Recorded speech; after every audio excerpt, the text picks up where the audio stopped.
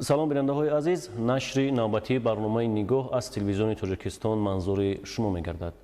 ҳодисаҳои психикии инсон ба саломатии шахс чӣ нақш дошта метавонад? баҳри пешгирӣ аз ҳаяҷону таҳлука чӣ бояд кард?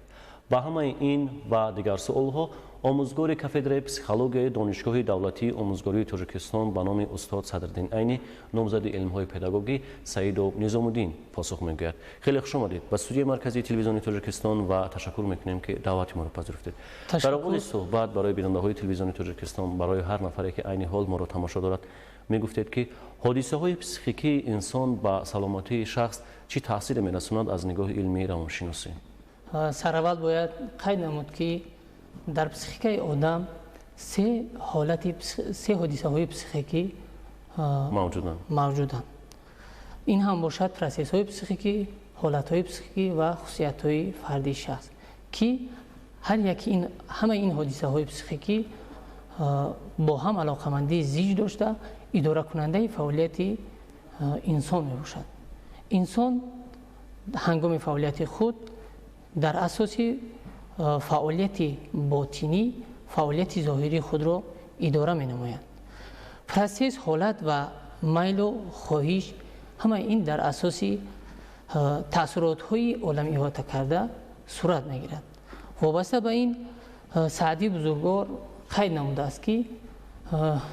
чӯзе ба дард оварад рӯзгор, дигар узувҳоро намонад қарор. албатта ҳолатҳои психикӣ, процессҳои психикӣ ва хусусиятҳои фардии шахс албатта барои наҷот бахшидан аз ҳар гуна бемориҳо ва нигоҳ доштани саломатии инсон албатта бетаъсир намебошанд, чунки рӯҳияи баланди инсонӣ ва фаъолияти ҳамаҷониба ва дуруст ба роҳ мондани иродаи инсонӣ метавонад инсонро аз ҳар гуна вазъиятҳои гуногуни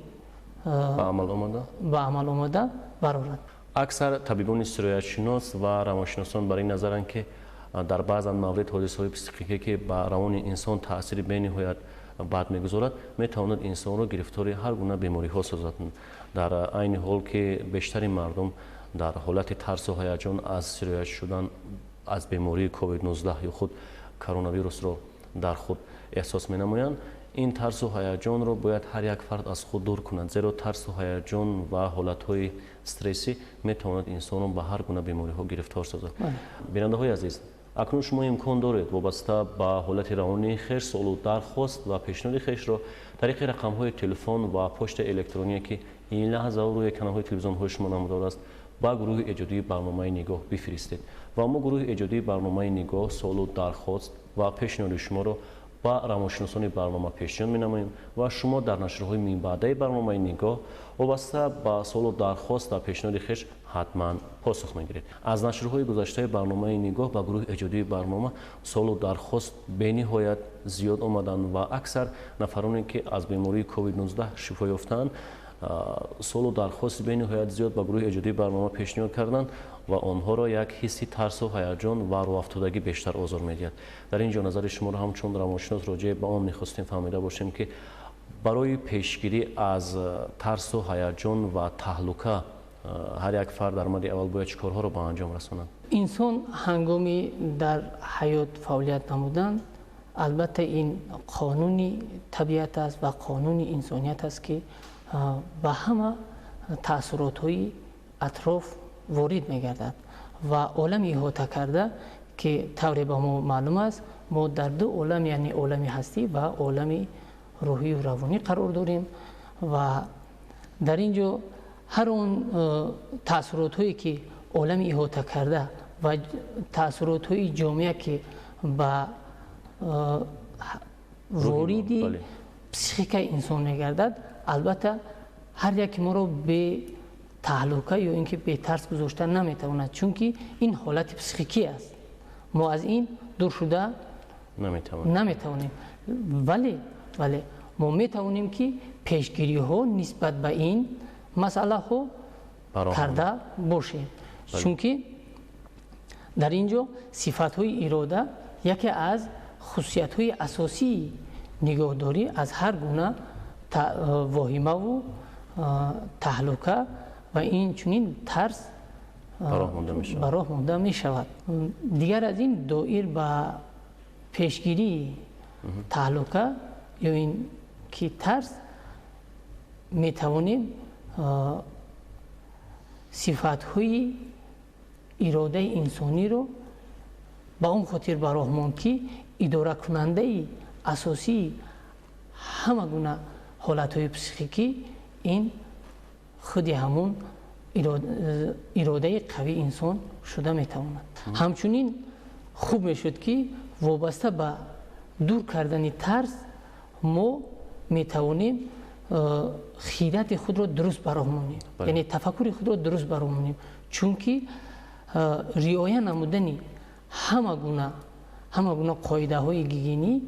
این ما را میتواند از هر گونه تهلکه ها دور کند. اگر ما در فعالیت خود از نقاب های طبی و محلول های بی‌ضررگردانی و شستشوی همه روزه دستوری همیشه در استفاده باشیم، چون که ما میدونیم که هنگام استفاده چنین قاعده های گیگینی با هر گونه بیماری هایی که از جمله بیماری کووید 19 گرفتار نمیشه. واقعا هم در این صورت هر یک فرد ضرور است که بهر پیشگیری از همه گونه بیماری های سرایتی رعایت گیگین شخصی و جمعیتی رو به راه ماند، زیرا رعایت گیگین شخصی و جمعیتی راه یگانه حمایت از همه گونه بیماری های سرایتی است. بیننده های عزیز، وابسته به حالت روانی خویش اگر شما سوال و درخواست یا پیشنهادی دارید می توانید طریق رقم های تلفن و پست الکترونیکی که این لحظه روی اکران های تلویزیون های شما نمودار است به گروه ایجادی برنامه نیگو سوال و درخواست و پیشنهاد خویش را بفرستید و ما گروه ایجادی برنامه نیگو سوال و درخواست و پیشنهاد شما را به روانشناسان برنامه پیشنهاد می نماییم تا شما با سوال و درخواست خویش پاسخ بگیرید. در این قسمت برنامه نظر شما را همچون روانشناس راجع به آن می‌خواستیم فهمیده باشیم که رفتار درست شخص در حالت ترس و هیجان و وهم و وهمه از نگاه علم روانشناسی چگونه باید صورت بگیرد و در این حالت شخص باید چه کارها را به سامان برساند؟ تفکر انسان یگانه پروسسی میباشد که اداره کنی انسان را از روی عقل و خیرت به راه میماند. در اینجا فعالیت انسانی میتواند اداره کنی خود را در همون حالت درست برماند که پروسس های مفهوم، تحلیل، ترکیب و خلاصه برآوری خود را درست براه ماند. اگر ما در فعالیت خود همه گونه دلخواه فعالیت خود را در دایره یا اینکه در چینک عقل براه مانیم، ما میتوانیم خود را از هر گونه تهلکه و واهمه ها در کنار نگاه داشته باشیم و بیهوده نیست که استاد ابوعبدالله رودکی قید نمودند که این جهان رو نگر با چشم خیرت نه بدون چشمی که اندر اون نگری. یعنی ما اگر تمامی جهان احاطه کرده خود رو با چشم خیرت نگریم و با عقل کامل نگریم و به هر یک واهمه هایی که در امروزها در رسانه های اجتماعی وارد گردیدند باور نکنیم و هر اون چیزی که وارد میگردد با واسطه عقل یا اینکه خیلی گفتیم با ترازوی عقل سنجیده و در خود ترنم سازیم، میتوانیم که از همه گونه پرابلم های احاطه کرده از جمله بیماری هایی که امروز جهانی امروزه رو فرا گرفته است در کنار باشیم. البته این تأثیرات اطراف هیچگاه به تأثیر در حالت روحی انسان نمی ایستد، ولی انسان می تواند که برای ایمن داشتن و نگاه داشتن از همه حالت های پسیخیکی که انسان رو گاه به بدی، گاه به تهلکه و گاه به بیخود کردن از حالت مقرری میگذارد، این خوب میشد که رفتار خود رو در دایره صفت‌های اراده قوی از جمله جسوری، خودشناسی، خود اداره کنی، تحلیل درستی خصوصیت‌های وارداتی عالم احاطه کرده ба роҳ монда бошад. واقعا هم هر یک فرد ضرور است که در زندگی مقصد و هدف یگانه داشته باشد و در صورت پیش آمدن ترس و هیجان و وهم و وهمه تواند اراده خود را قوی نگاه دارد و میتواند از این مشکلات های به سر آمده با پرگی برآید. بیننده های عزیز، وابسته به حالت روانی خویش اگر شما سوال درخواست و پیشنهادی دارید میتوانید با گروه ایجادی برنامه نگاه طریق رقم های تلفن و پست الکترونیکی که ایمیل حاضر روی کانال تلویزیون های شما نموده است بفرستید و ما گروه ایجادی برنامه نگاه سوال درخواست و پیشنهاد شما را با روانشناسان برنامه پیشنهاد می‌نماییم. شما با سوال درخواست خویش حتما پاسخ میگیرید. در این قسمت برنامه نظر شما را همچون روانشناس راجع به آن می‌خواستیم فهمیده باشیم که از نگاه علمی روانشناسی کدام گروه انسان ها بیشتر با ترس و هیجان و وهم و وهمه داده میشوند و با این گروه انسان ها شما همچون روانشناس چی توصیه داده میتوانید؟ از نگاه روانشناسی انسان‌های با تهلکه و ترس و وهمه ها زیادتر داده میشوند که آنها در آنها خودناباوری زیاد دیده می شود و از حساب تیپ های مزاج گیریم نسبت به دیگر تیپ های مزاج در مزاج ملانخولیک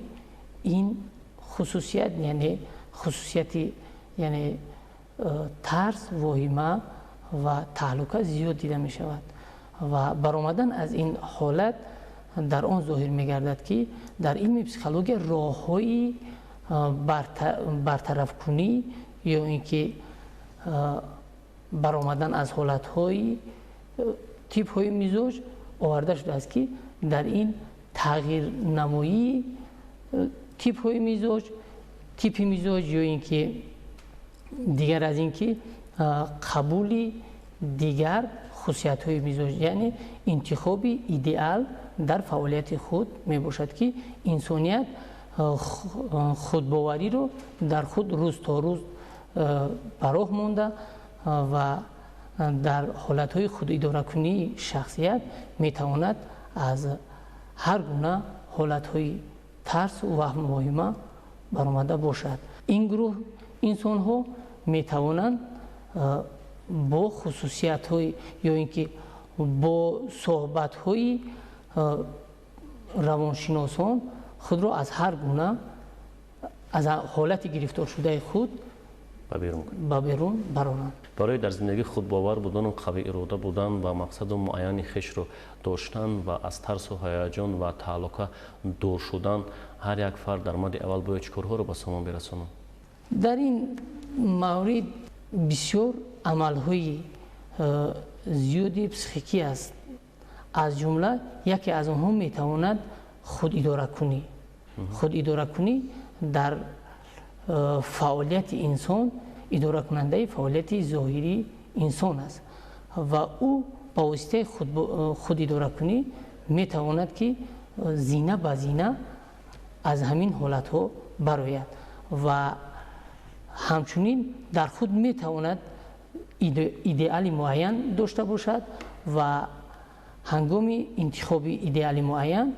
و خود رو از حالت مقرری به حالت مستحکمی و به حالت قوی ارادگی گذرانیده میتواند. از نگاه علمی روانشناسی نقش پدر و مادر و بزرگان عائله در سمت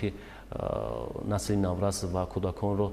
قوی اراده به پایان رسانیدن، به خود باوری داشتن و روحیه آنها رو بریده گردانیدن چگونه ارزیابی می شود؟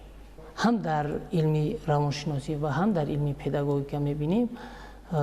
نقش والدین یا اینکه نقش پدر و مادر در تربیت همه‌جانبه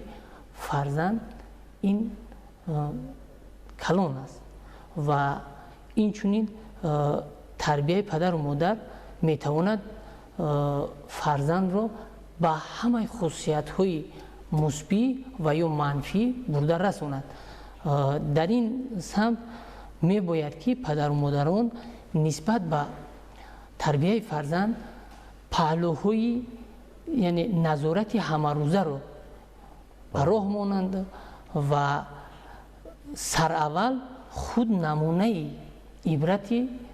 فرزندان باشند و چونکه اساس زندگی آینده فرزندان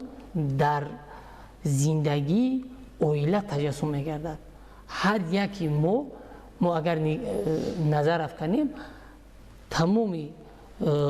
фарзандони мо аз кӯдакӣ то ба як синни болоӣ расидан аз калонсолони мо ҳамчун як идеал интихоб карда фаъолияти худро дар фаъолияти бозии худ ба роҳ мемонад. Чӣ хеле ки барои мо маълум аст, яке аз фаъолиятҳои зинаи аввали инсонӣ ин фаъолияти бозӣ аст ва инсоният аз ҳамон фаъолияти бозӣ ба фаъолияти меҳнат, ба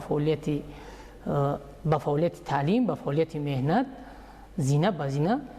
гузашта ва инкишоф меёбад. ҳар як фард зарур аст ки ба хотири ҳифзи саломатии худу пайвандони хеш худро масъул донад. дар зиндагӣ ҳамеша мақсаду ҳадафи ягона дошта бошад ва худро қавиирода нигоҳ бидорад ва тарсу ҳаяҷон ва стрессу тааллуқҳоро аз худ дур созад ва дар ин сурат метавонад дар зиндагӣ ҳамеша саломату муваффақ бошад ва худу пайвандони хешро аз ҳама гуна бемориҳо дар эмин нигоҳ бидорад. барои як суҳбати самимӣ ба шумо изҳори сипос ва ташаккур мекунем. бинандаҳои азиз, ёдор мешавем ки ҳамсуҳбати мо буданд омӯзгори кафедраи психологияи донишгоҳи давлатии омӯзгории Тоҷикистон ба номи устод Садриддин Айни, Низомиддин Саидов. бинандаҳои азиз, акнун шумо имкон доред вобаста ба ҳолати равонии хеш суолу дархост ва пешниҳоди хешро тариқи рақамҳои телефон ва почтаи электроние ки ин лаҳза рӯи каналҳои телевизионҳои шумо намудод аст ба гурӯҳи эҷодии барномаи нигоҳ бифиристед ва мо гурӯҳи эҷодии барномаи нигоҳ суолу дархост ва пешниҳоди шуморо ба равоншиносони барнома пешниҳод менамоем ва шумо дар нашрҳои минбаъдаи барномаи нигоҳ вобаста ба суолу дархост ва пешниҳоди хеш ҳатман посух мегиред. дар ҳаминҷо суҳбати мо ба анҷом мерасад. барномаҳои дигари телевизиони Тоҷикистон бошад идома дорад. барое ки шумо хушбахтӣ, саломатӣ ва беҳтарин хушҳои зиндагиро таманно дорем. худ ва наздиконатонро эҳтиёт намоед. то нашрҳои дигар хайр.